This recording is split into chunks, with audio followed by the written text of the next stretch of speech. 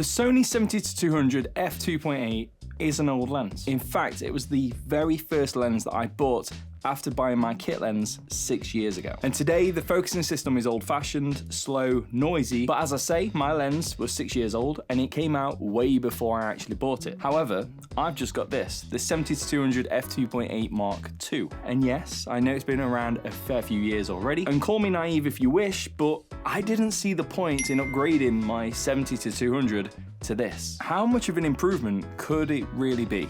Yes, you can call me dumb if you wish. But 2 months ago, I decided to buy one. Sold my old 70-200, and as people will call this the sports photography lens, I thought it would only be right to go and photograph a couple of ice hockey games. So in this video, I'm going to be sharing with you my initial thoughts of this lens whilst it's paired up with my Sony a7R5. Sharing with you a lot of photos from a high action sports photography situation. We're going to be discussing aspects of this lens such as the weight and the focusing speed, features, sharpness and price.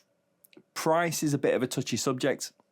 We'll get to that. Giving you the things that I really like about this lens, but also an area that honestly I wish the lens gave me a little bit more of. But overall, why I regret not buying this lens a whole lot sooner than I actually did. So, my first impression of this lens when I got it was actually down to the weight. When I first got the box from the courier, I held it and thought, there's not even a lens in here, I swear. I genuinely made a joke thinking that they had forgotten to pack the lens in the box before it left the factory. That's because this thing is a hell of a lot lighter than what I expected. Perhaps not quite as lightweight as other 70-200 lenses out there, but a damn sight lighter than what my original 70-200 was. Almost a third of the weight has been taken out of this lens. And for me, looking back at my old lens, that weight issue has been a bit of a deciding factor when it's come to, do I take this lens with me or do I not? Sure enough, if I'm doing some kind of client work and I need a 70-200, it came with me. But when it came to anything like traveling or anything where I had a choice of whether to take that lens or not,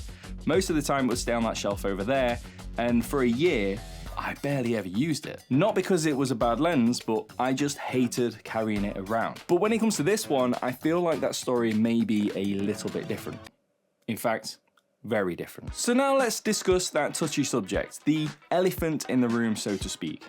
The price. This lens wasn't cheap at all. For this lens here in the UK, you're looking at around about £2,400, but to be fair to it, that is kind of what I paid for my 70-200 f2.8 Mark I 6 years ago. But if I was to tell you what I actually just sold my 70-200 Mark I for, it makes me feel sick, just the thought of it. It may as well have been pennies. But when there's other 70-200 lenses out there on the market or a focal range around that, does this really live up to the value that I paid for it? Which feels like my bloody soul.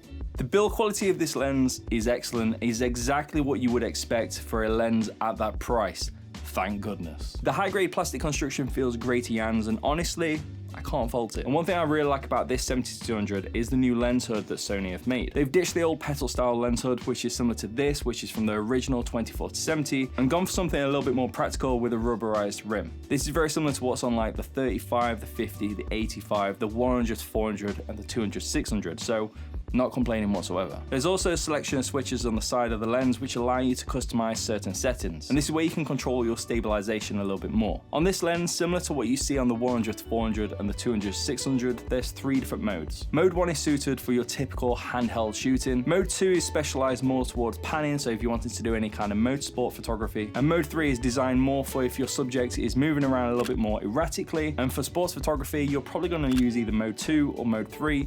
I decided to go for Mode 3 due to the kind of situation and the subjects I were photographing. Now, the manual focus on this lens is linear, which I know a lot of us are going to be happy about. You've also got the option to turn on and off the DMF on the side of the lens. What this does is, even if your autofocus is set to on your camera, if your DMF full time is set to on the side of your lens, you can grab your focus ring at any point and take over for manual focus. Now, for me, personal preference, this is something that I wouldn't really use, especially in this kind of situation, so I set mine to off. If I'm honest, I'm not a massive manual focus kind of guy. And I've got nothing against people who use manual focus. If you do use manual focus and you're accurate with it, then hats off to you. But for me, it's just a massive no-brainer. Autofocus for me is the way I'm gonna go. Especially when I'm having to photograph people on the ice, diving around, firing pucks left, right, and center.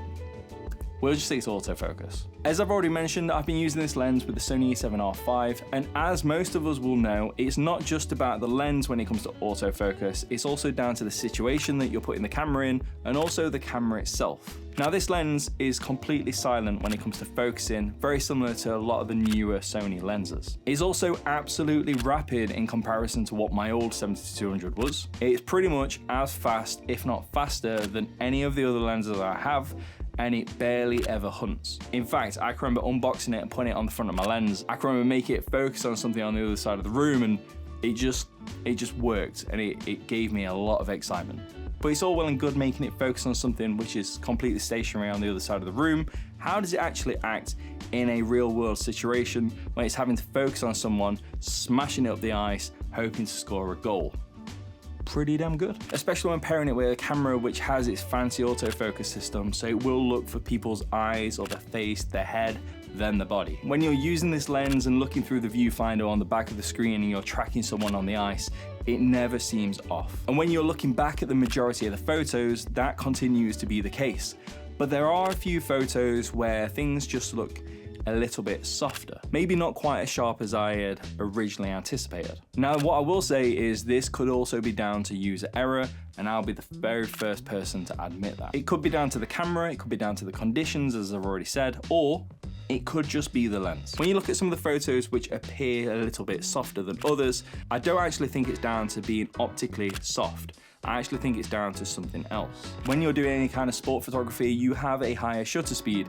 In these ice rinks, you don't have much light, you're shooting fairly wide open, so therefore your ISO is going to be into the thousands most of the time. I do think some of the noise and grain that gets added from the higher ISOs does affect how sharp an image will look when you're first looking at it. And quite frankly, sometimes no matter what gear you have, sometimes you just won't get a photo which is as sharp as you would like. It's just the nature of being a photographer. Regardless, the image that you get from this lens is beyond spectacular, and from the 2 games that I got to go to and use this lens to get the photos, I walked away with over 450 photos, and every single one of them is better than what I had anticipated. The original Sony 70-200 was a good lens for its time, but right now in 2025, it is hugely outdated. Now, Tamron do make a competitor of this lens, which is a lot more affordable. I think you can actually pick up 2 of them for the price that you'd pay for one of these. But from what I've heard on the internet, it doesn't perform anywhere near as well as what this does, but maybe that's something I need to arrange and try out for myself. And from all of the experiences and photos that I've got from this lens over the last couple of months, I have no idea why I decided to put off buying this lens for so long. And I'll be honest, I'm so glad that this lens can deliver what I want, because after £2,500, I'd be pretty pissed off. This video has just been a general overview of what I've been able to do with this lens at just 2 hockey games. But in the next few weeks, I'm going to be heading back to the city and photographing another ice hockey game in the arena. So perhaps sport photography is something that you're interested in, and maybe you want to see a little bit more behind the scenes of what I get up to at a game. Happy to share any of my tips and advice that I've picked up over the last few months. Just let me know in the comments if you want to see that. But for some of us, a 70-200 lens just isn't enough for what we actually need. I've had that exact issue over the last couple of years, and these 2 videos will tell you everything you need to know. I'll see you soon.